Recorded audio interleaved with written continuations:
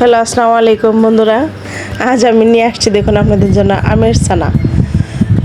দেখুন বন্ধুরা, গাছ থেকে আম পেড়ে নিয়ে আসছি। যে রোদ আর গরম, প্রচুর রোদ আর গরম, কোনো কিছুই বন্ধুরা খেতে ইচ্ছে করে না। মনে হয় কি খাবো কি খেলে ভালো লাগবে।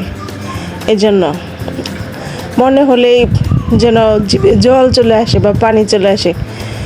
কি আমের ছানা বা আম ভর্তা, সে একটা টেস্টি ভাব। দেখুন বন্ধুরা, আমগুলো আমি ভালোভাবে ছিলে নিচ্ছি।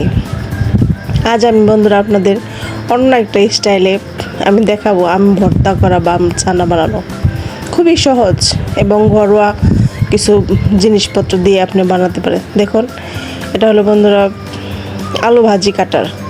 এই কাটার দিয়েই আপনারা ভালোভাবে ঘষে খুব সুন্দর করে বানাতে পারেন। কোনো ব্লান্ডার মেশিন লাগবে না বা শিলপাটা লাগবে না। শিলপাটা ব্লান্ডার মেশিন ছাড়াই খুব সহজভাবে বানাতে পারেন এই আম ভর্তাটা।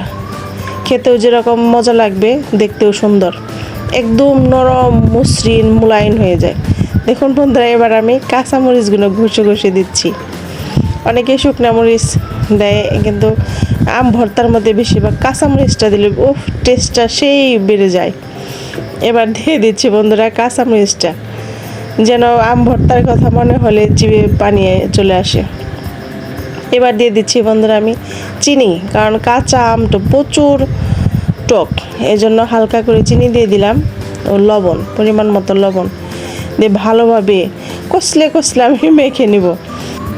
বন্ধুরা, যারা এখনও আম ভর্তা খাননি তারা অবশ্যই আম ভর্তা খেয়ে নেবেন। আর যারা আমাকে সাবস্ক্রাইব করেনি তারা প্লিজ আমাকে সাবস্ক্রাইব করবেন এবং আমার ভিডিও দেখে কমেন্ট করবেন। যদি ভালো লাগে তাহলে লাইক কমেন্ট সাপোর্ট করবেন এবং কমেন্ট করে জানাবেন আমার ভিডিওটা কেমন হলো।